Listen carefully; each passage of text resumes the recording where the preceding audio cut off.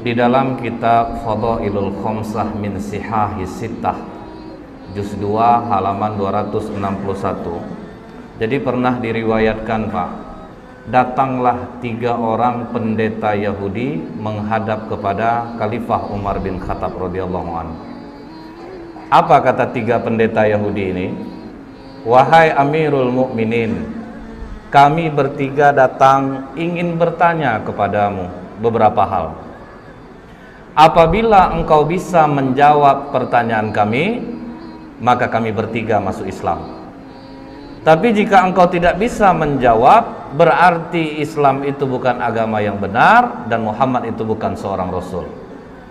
Maka kata Umar bin Khattab, baik, silahkan Pak Pendeta, apa yang ingin kalian tanyakan? Maka kata salah satu di antara 3 pendeta ini, pertanyaan kami yang pertama, kapan pintu langit itu terkunci? Kemudian yang kedua, Umar, kapan pula masanya pintu langit itu terbuka? Kemudian yang ketiga, coba engkau sebutkan kuburan yang bisa berjalan bersama penghuninya. Kemudian coba engkau sebutkan makhluk Allah yang bisa memberi peringatan kepada kaumnya, tapi dia tidak manusia dan tidak pula jin. Bisa ngasih nasihat tapi bukan manusia, bukan pula jin. Kemudian Umar, coba engkau sebutkan 5 makhluk Allah yang berjalan di muka bumi tapi tidak dilahirkan oleh induknya. Kemudian Umar, coba engkau jelaskan kepada kami kisah pemuda-pemuda yang mempertahankan imannya dan mereka bersembunyi di dalam gua. Setelah pendeta Yahudi ini bertanya, Pak, apa kata Umar? Bukanlah sesuatu hal yang memalukan bagi Umar bila memang dia tidak bisa menjawab pertanyaan yang tidak dia bisa jawab. Maka kata Umar, kalau bertinju kalian sama aku masih kurang orangnya ini. Kalau bertinju. Tapi kata Umar, bagian dari kami ada yang gak mudah menjawab pertanyaan ini. Kalau memang ada ya sudah, ajukan saja. Dipanggil oleh Umar, Salman. Dipanggil Salman Al-Farisi. Ya Amirul Mukminin, kau pergi ke rumah Ali, katakan Umar memanggilnya. Maka Salman langsung lari ke tempat Ali bin Abi Thalib. Wahai Ali, Umar memanggilmu. Ada 3 orang pendeta Yahudi mendebatnya. Maka Ali melupakan segala perbedaannya dengan Umar.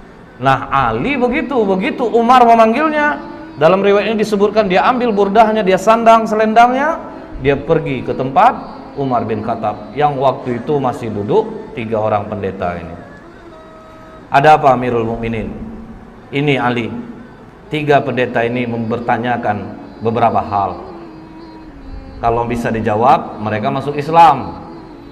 Tapi kalau tidak bisa jawab, katanya jangan lagi kowar-kowar Muhammad itu seorang Rasul dan Islam itu agama yang benar.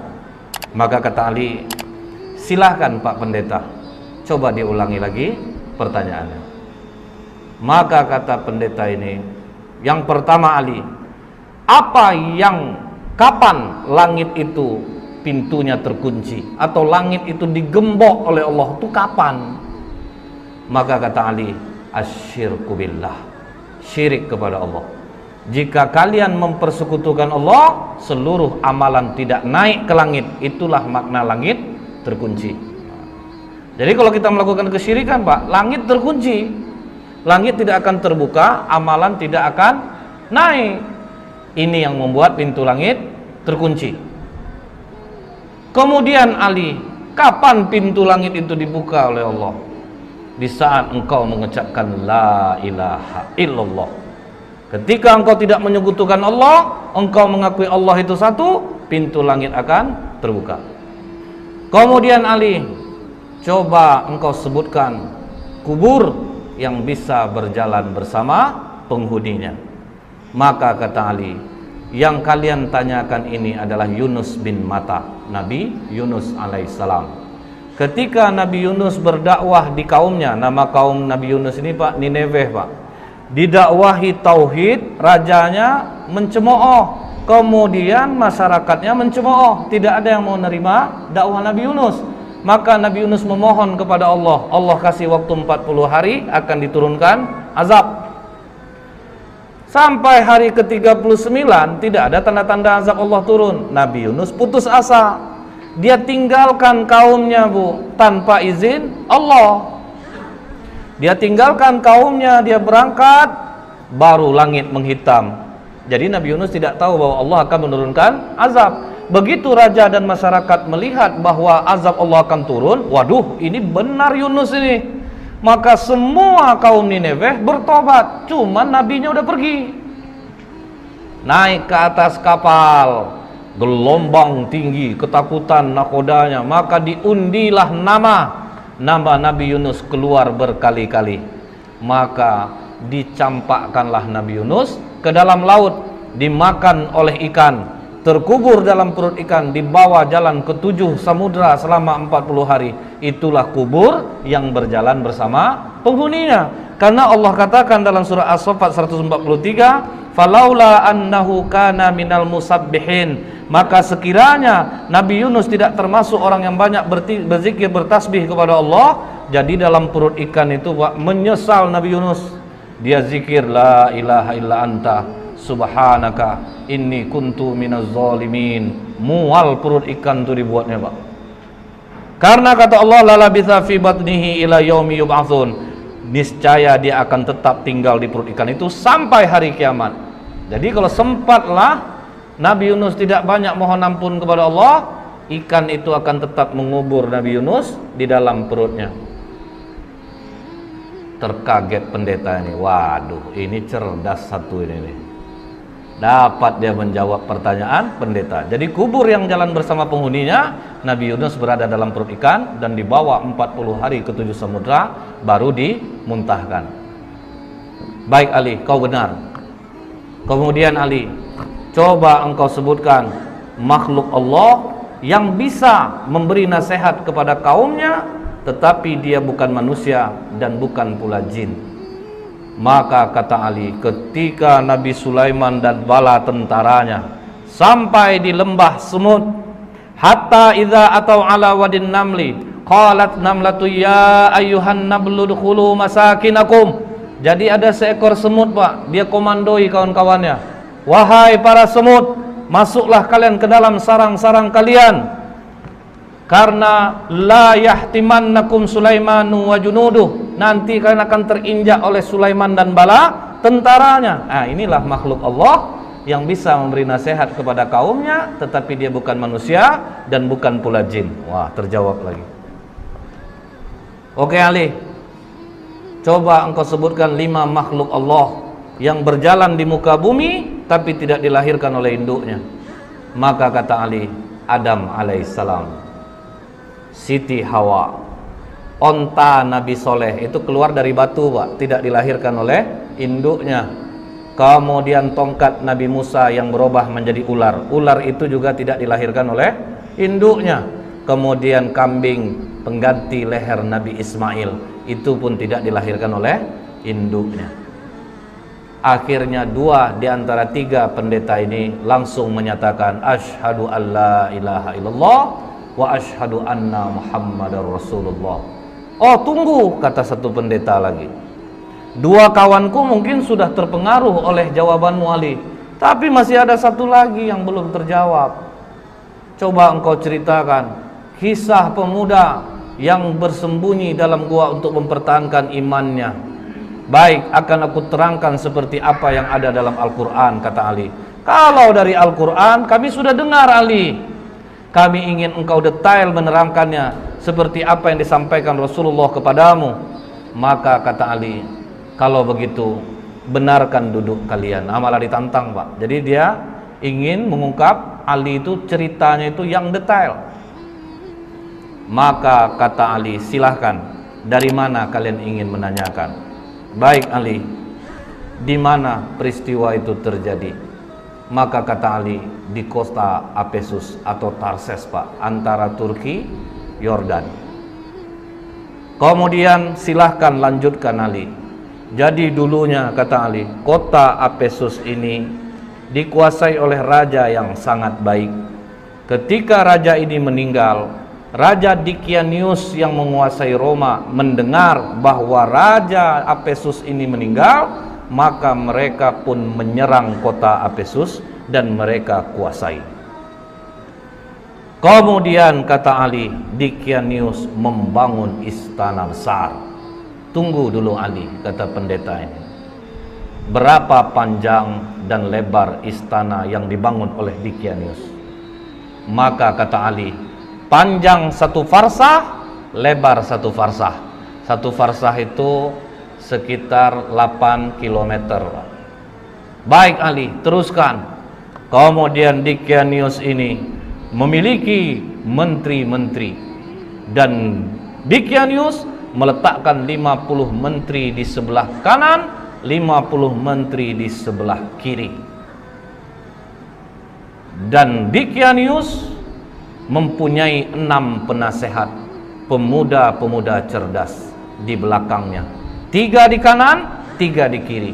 Oke Ali, siapa nama ke-6 pemuda itu? Maka dijawab oleh Tamlika, Mixalmina, Mikasdimina, Martelius, Kalitius, Sidamius. Jadi inilah 6 pemuda yang menjadi cikal bakal Ashabul Kahfi. Tapi waktu itu masih 6. Nah, ini Pak, waktu itu hanya masih 6. Ini pemuda-pemuda cerdas andalan Dikianius. Jadi kalau 50 menteri sudah rapat, tetap nanti keputusan akhir kepada 6 pemuda ini. Nah, kemudian Pak, ditanya oleh pendeta ini, seluas itu istana yang dibangun oleh Dikianius Ali, bagaimana dia cara mengharumkan istananya?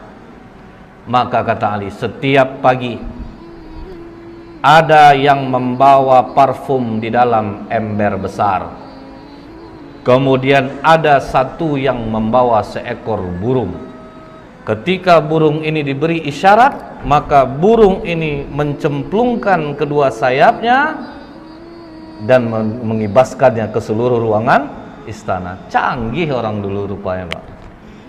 Setelah itu, kata Ali, ketika Dikianius 30 tahun berkuasa, tidak pernah sakit, disitulah dia bertanya kepada para menterinya, kalian pernah enggak nengok aku sakit, demam, beringus, lemah, letih?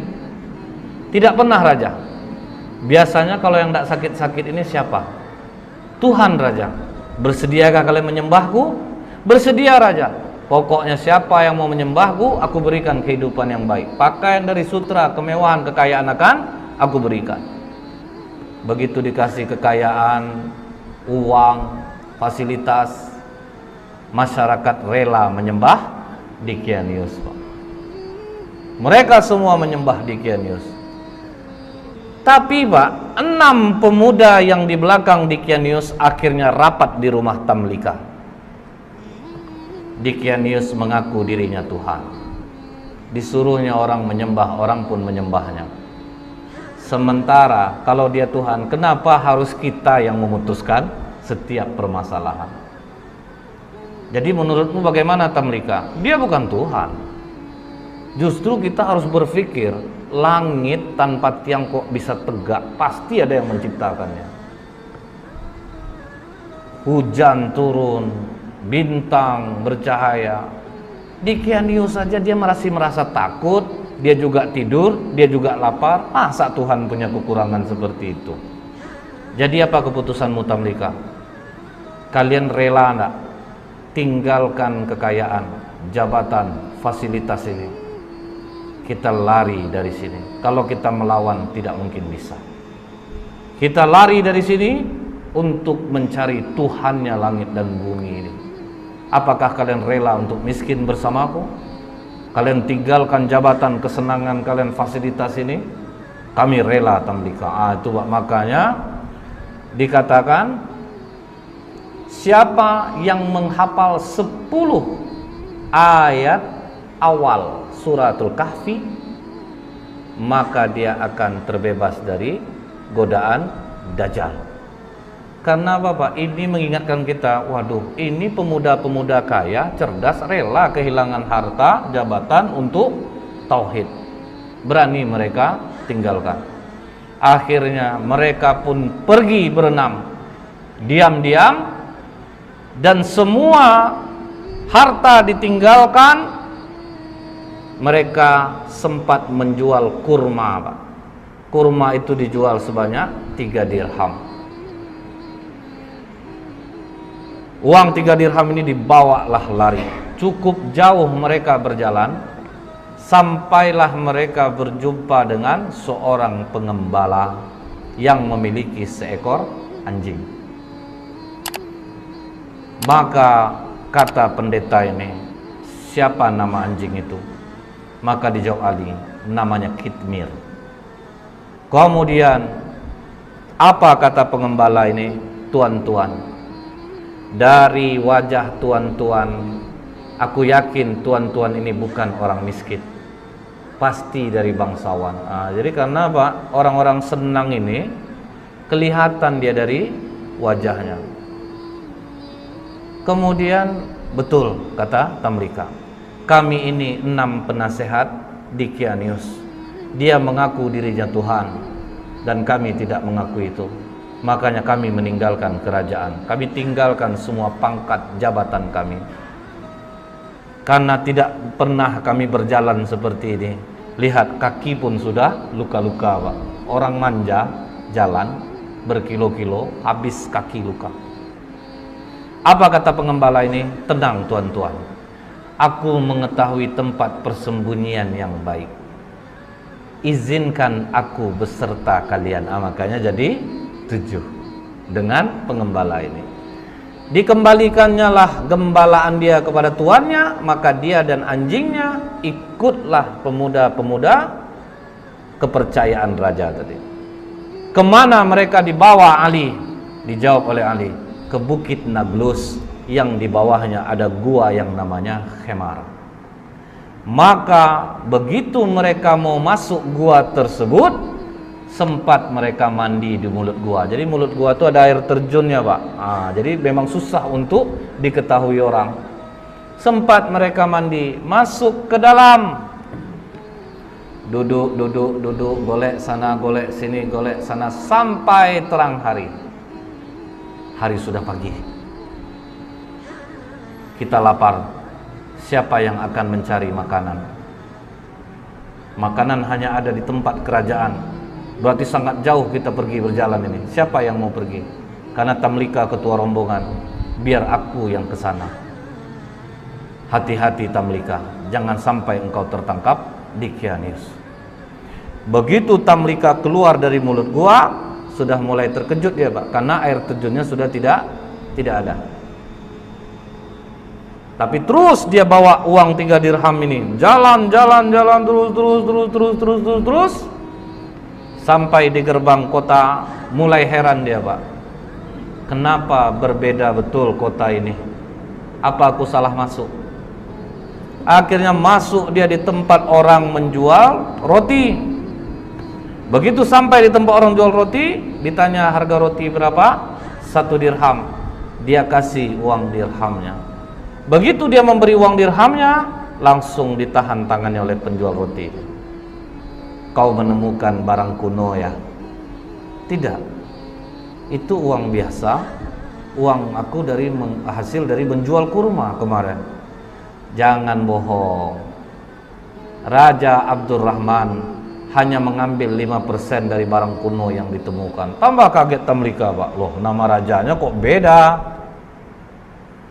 Bukankah raja di sini Dicanius? Oh, engkau telah menyebutkan nama raja zolim yang mati ratusan tahun yang dulu. Wah, tambah kacau Tamlika.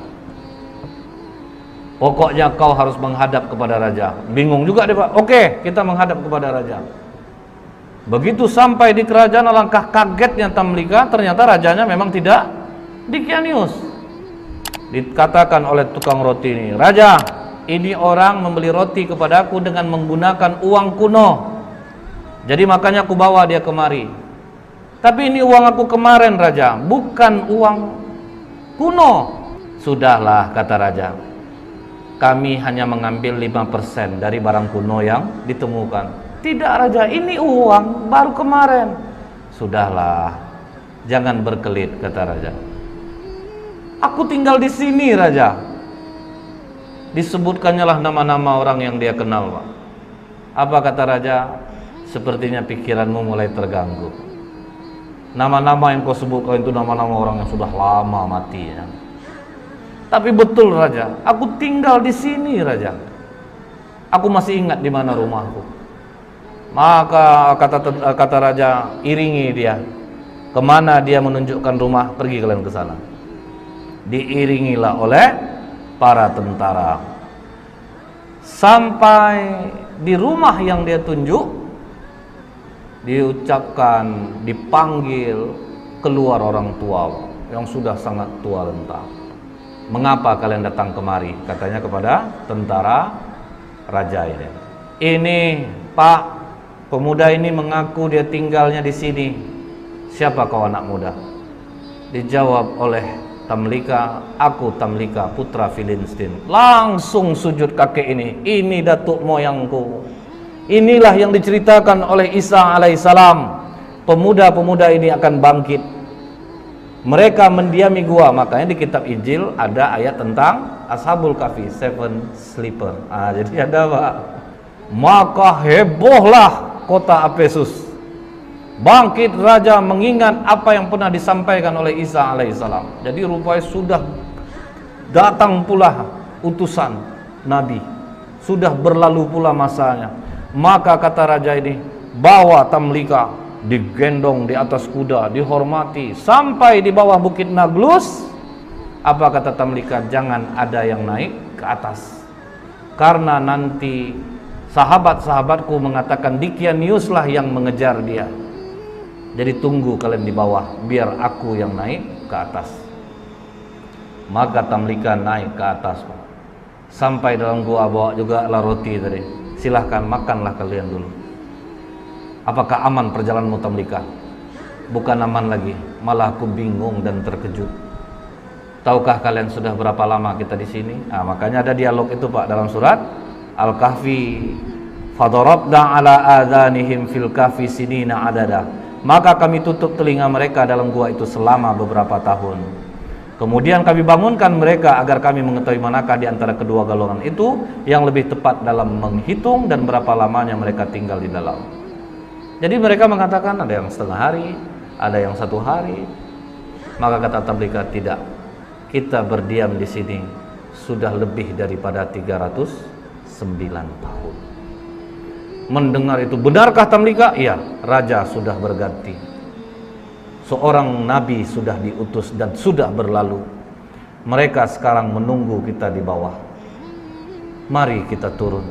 Maka apa kata 5 orang kawannya lagi? Jangan Tamlika. Kita sudah melihat kebesaran Allah melindungi kita selama 300 tahun. Seolah-olah kita baru saja semalam. Kita sudah diselamatkan Allah. Kita bangun dan akhirnya kita tahu tentang keajaiban Allah. Kita mohonkan kepada Allah untuk menutup pintu gua ini dari pandangan manusia, dan kita mohon kepada Allah untuk mengambil kita. Karena apabila kita turun Tamlika, mereka nanti akan mengkultuskan kita. Mereka akan mendewakan kita. Sudah, kita jangan ada yang turun. Akhirnya pintu gua itu ditutup dari pandangan manusia. Mereka pun tidak ada jelas riwayat mereka diambil Allah atau ada kuburannya pun tidak ada. Karena mereka meminta kepada Allah, ambil kami, tutup gua ini dari penglihatan manusia. Seminggu raja berkeliling mencari Pak, tidak ditemukan gua itu pada awalnya. Kalau sekarang sudah. Setelah Ali menceritakan ini semua kepada pendeta ini, maka pendeta itu mengatakan, engkau benar Ali, engkau telah menceritakan dengan detail apa yang ada di dalam kitab kami, dan memang benarlah apa yang disampaikan Muhammad kepadamu. Maka pendeta yang terakhir ini pun masuk Islam jadinya Pak, mengucapkan syahadat asyhadu alla ilaha illallah wa asyhadu anna Muhammadur Rasulullah.